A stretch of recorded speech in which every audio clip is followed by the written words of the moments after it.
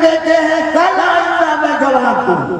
नानोत we कलशकर सिद्क़ा तू जो रहरो हर कदम पर खा रहा है ठोकरें, तू जो रहरो हर कदम पर खा रहा है ठोकरें, लंग खुद तुझ में है वरना रास्ता हमारे है। एक बार सारे हजरात दुरूद शरीफ पढ़ लें। अल्लाहुम्मा सल्ली व सल्लिम व बारिक अला सय्यिदना व मौलाना मुहम्मदिन अब्दिका व हबीबिका व रसूलिक सल्लल्लाहु व सलामुहु अलैहि। या रब्बी सल्ली व सल्लिम दाइमन अबदा अला हबीबिका खैरिल खल्क़ि कुल्लिहिम।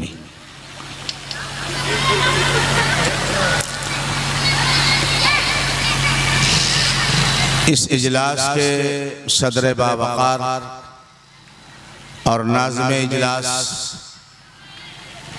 स्टेज पर रौनक अफरोज हजरात उलमाए किराम, सामने कुर्सियों पर तशरीफ फरमा बुजुर्गों, भाइयों और दोस्तों, मेरी माँ और बहनों, आपके बैनर पर सीरतुन नबी सल्लल्लाहु अलैहि वसल्लम का उन्वान लिखा हुआ है। मुझे इसी सिलसिले में चंद बातें आपके सामने अर्ज करनी है। जलसे का वक्त तो खत्म हो चुका है। मैं अब्दुल्ला भाई से कह रहा था, जब 12 बजते हैं और 11:30-12 के दरमियान में कोई मुकर्रिर बदलता है तो आधा मजमा चला जाता है। ये एक दिन का मामला नहीं है, रोजाना हमको झेलना पड़ता है। और बदकिस्मती से हर जगह नंबर भी आखिर में आता है। लोगों की दलील यह है कि आपका बयान हो जाएगा तो मजमा चला जाएगा। जलसे में आने के बाद मुकर्रिर का हाल मुर्दा बदस्ते जिंदा होता है। वहां तो फिर और हजरात की चलती है, मुकर्रिर की नहीं चलती। ठीक है, अल्हम्दुलिल्लाह, ये भी एक तजर्बा है। सीरत से मुताल्लिक़ अल्लाह के नबी अलैहिस्सलातु वस्सलाम के पाकीज़ा किरदार की जो अक्कासी माहिरुल क़ादिरी ने अपने एक ऐसी नज़्म में पेश किया है जिसमें अल्लाह के नबी अलैहिस्सलातु वस्सलाम के पाकीज़ा अखलाक की अक्कासी भी है और आपकी ज़ात अक़दस पर सलाम भी है। मैं पहले उसको पढ़ता हूँ, यह खुलासा होगा मेरे पूरे बयान का और इसी के इर्द गिर्द मेरे बयान की चक्की इंशाअल्लाह गर्दिश करेगी। एक बार आप हज़रात दुरूद शरीफ पढ़ लें। अल्लाहुम्मा सल्ली व सल्लिम व बारिक अला सय्यिदना मौलाना मुहम्मदिन अब्दिका व हबीबिका व रसूलिक सल्लल्लाहु व सलामुहु अलैहि। सलाम उस पर के जिसने बेकसों की दस्तगीरी की, सलाम उस पर के जिसने बेकसों की दस्तगीरी की। बाज़ अहबाब को शिकायत है कि मौलवी सलाम नहीं पढ़ते, हम शुरू भी पढ़ते और आखिर भी पढ़ते। सलाम उस पर के जिसने बेकसों की दस्तगीरी की, सलाम उस पर के जिसने बादशाही में फकीरी की, सलाम उस पर के जिसके घर न चांदी थी न सोना था। बेटा जरा इको कम दो, इको कम दो। हाँ। सलाम उस पर के जिसके घर न चांदी थी न सोना था, सलाम उस पर के टूटा बोरिया जिसका बिछौना था, सलाम उस पर के टूटा बोरिया जिसका बिछौना था।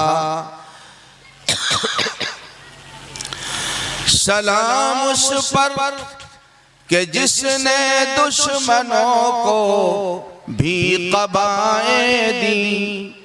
सलाम उस पर के जिसने दुश्मनों को भी क़बाएं दी। और सलाम उस पर के जिसने गालियाँ खाकर दुआएं दी। सलाम उस पर के जिसने गालियाँ खाकर दुआएं दी। सलाम उस पर के असरार मोहब्बत जिसने समझाए। सलाम उस पर के असरार मोहब्बत जिसने समझाए।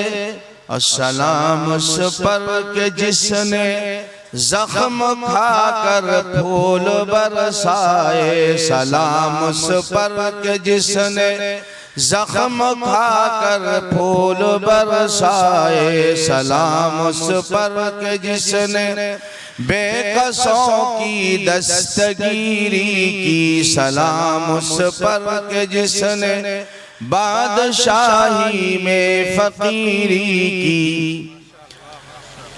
हज़रत गिरामी अल्लाह के नबी अलैहिस्सलातु वस्सलाम की मुबारक जिंदगी के हालात का नाम है सीरतुन नबी।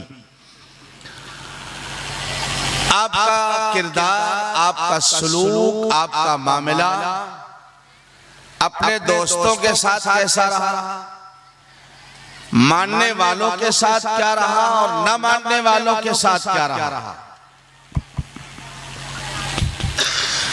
बीवी के साथ, बच्चों के साथ, माँ बाप के साथ, चचा के साथ, नौकरों, मुलाजिमों, खादिमों, मजदूरों और कमजोरों के साथ आपका क्या मामला रहा। इन तमाम चीजों के मजमूए का नाम है नबी की सीरत सल्लल्लाहु अलैहि वसल्लम। अल्लाह के नबी अलैहिस्सलातु वस्सलाम के दुनिया में तशरीफ लाने से पहले ये बात मैं पूरे एतमाद के साथ कह रहा हूं, तारीख की रोशनी में कमजोर तबकात को अपने टापों और जूतों की एड़ियों से उनको रौंदा और मसला जा रहा था।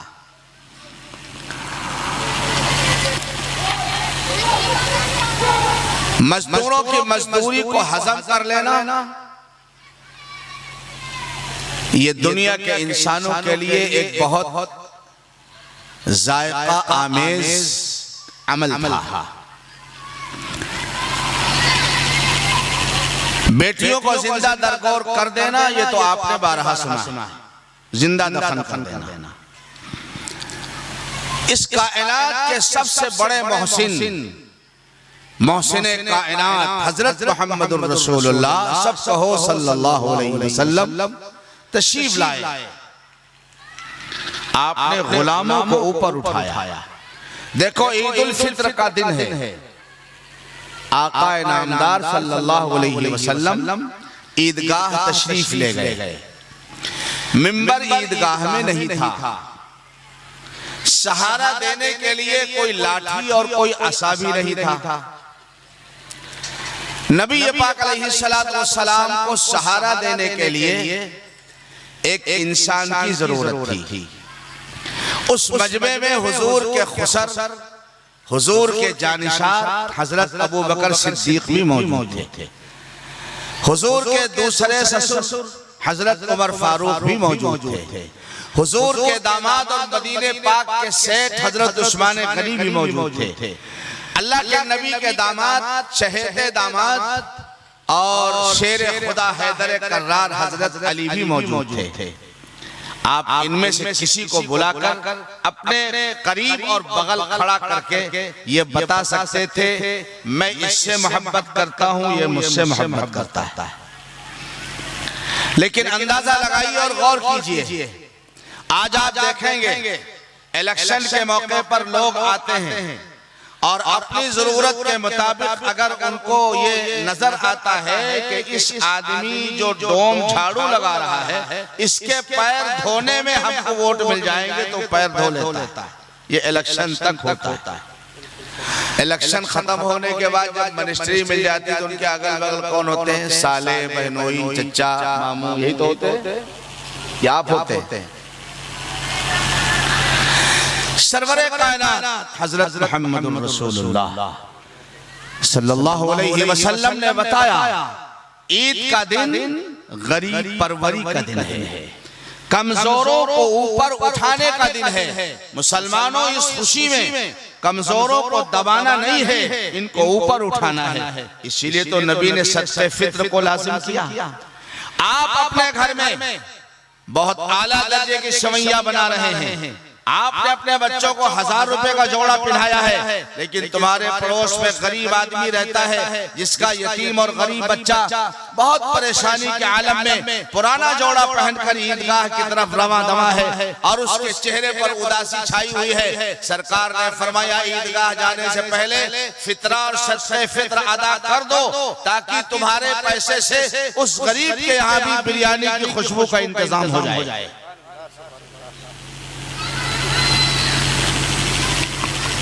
ये सीरत है नबी पाक अलैहिस्सलाम। आप अगर चाहते तो अपने किसी खास रिश्तेदार को ईदगाह में अपने बराबर खड़ा करते हैं, लेकिन हजरत उलमाए किराम गवाह हैं अल्लाह के नबी अलैहिस्सलातु वस्सलाम ने ईदगाह में किसको बुलाया? वो काला कलौटा हबशे का बिलाल आओ। आज ये बताना है ये गुलामों के दबाने और मसलने का दिन नहीं है, ये गुलामों को ऊपर उठाने का दिन है। हजरत मोहम्मद अरबी सल्लल्लाहु अलैहि वसल्लम दुनिया में गरीबों को पामाल करने के लिए तशरीफ नहीं लाए, कमजोरों को ऊपर उठाने के लिए तशरीफ लाए हैं। आपने बिलाल को बुलाया, उनके कंधे पे हाथ रखा और पूरा ईद का खुतबा मेरे नबी ने इरशाद फरमाया। दुनिया हैरान थी, नबी के बगल में शहंशाह कायनात के बगल में कौन खड़ा है? दामाद खड़ा है, निस्बती बिरादर खड़ा है, ससुर साहब खड़े हैं। ससुराल वालों से तो आपको बड़ी मोहब्बत है ना? हाँ, चचा में तो गुड़ के सेव और साले साहब में तो लाखन के रसगुल्ले। कारी साहब हरदोई में लाखन रसगुल्ले वाला बहुत मशहूर रसगुल्ला उसका। ये तो आपका मामला है। आपकी खाला में रात के 9 बजे तो आपकी बीवी को चाय बना के देना बोझ है, और अगर रात के 12 बजे उसकी सगी बहन और उसके बहनों आ जाए तो 12 बजे रात को बिरयानी बनाना उसके लिए आसान है। हो रहा नहीं हो रहा? मेरे नबी ने क्या बताया, क्या दिखाया? अल्लाह अकबर। ये आज मालदारों की तारीफ का दिन नहीं है, आज गरीबों को ऊपर उठाने का दिन है। बिलाल हबशी हैं, नबी का मुबारक हाथ है। अल्लाह के नबी अलैहिस्सलातु वस्सलाम ने बताया गरीब परवरी अगर सीखना है आओ नबी ये रहमत के दामन में, नबी ये रहमत के कदमों में आकर सीखो। कोई कमजोरों के साथ मेहरबानी और शफकत का मामला बिला किसी लालच के, न ओट का मसला है न नोट का मसला है। हजरत मोहम्मदुर रसूलुल्लाह सल्लल्लाहु अलैहि वसल्लम गरीबों को ऊपर उठा रहे हैं।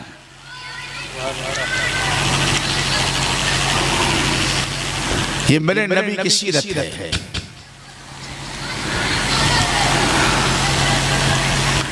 गुलाम और गुलामी की रस्म बहुत जमाने से दुनिया में राइज थी। अल्लाह के नबी तशरीफ लाए, गौर करना इस बात पर।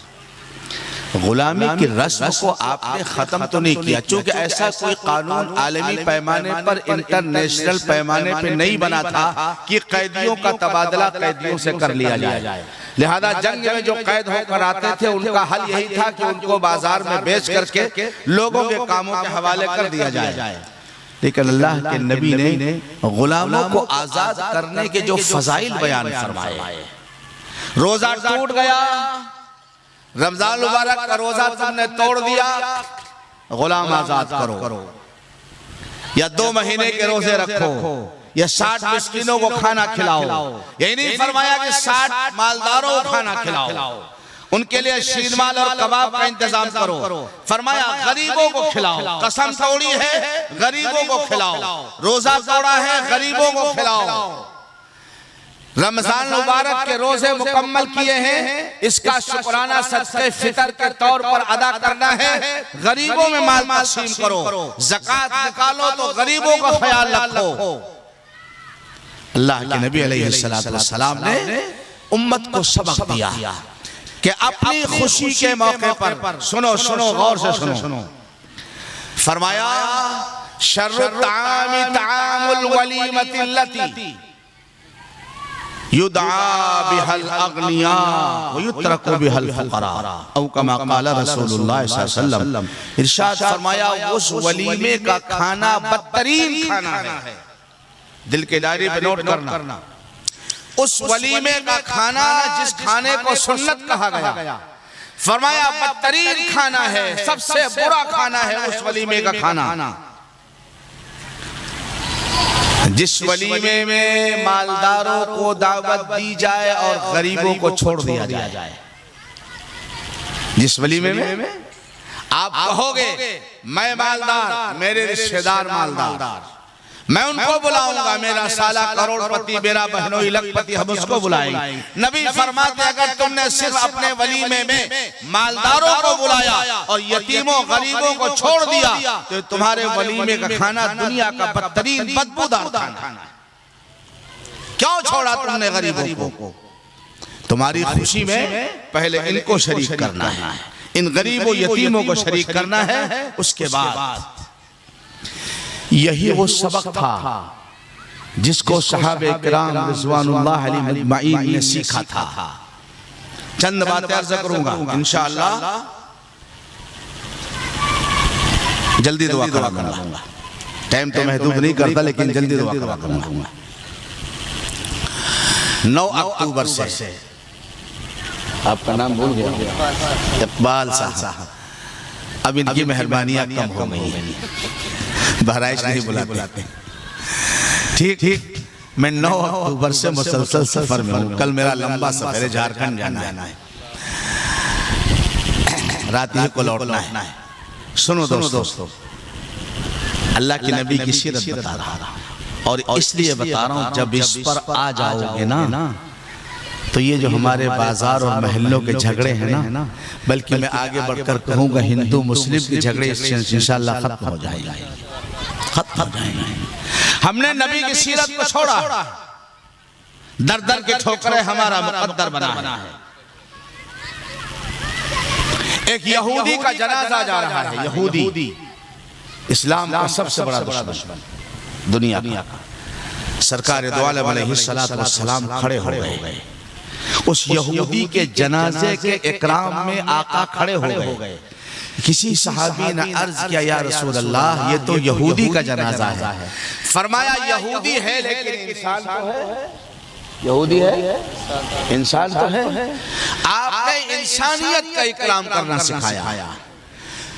हिंदू मुसलमान का सवाल नहीं है, इंसान है।